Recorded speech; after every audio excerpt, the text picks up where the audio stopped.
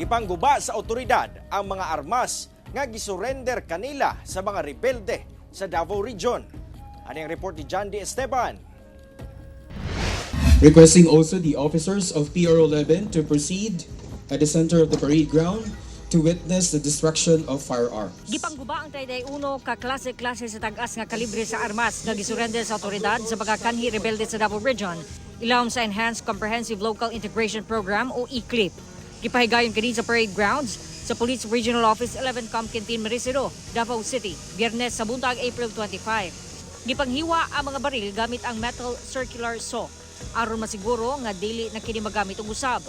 This progress has been made possible through the strong collaboration with our local government units and partner agencies, further advancing our campaign against the proliferation of loose firearms.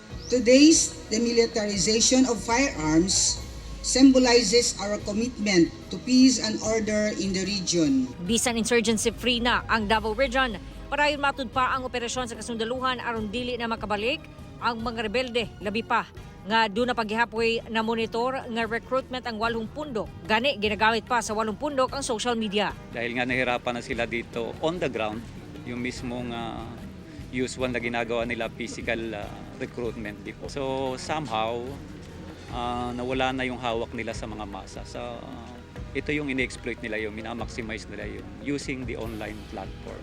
Meron naman tayong ginawa na kaming measure dyan. Kauban, si Bebot Kahe sa kamera, John D. Esteban, 1, Mindanao.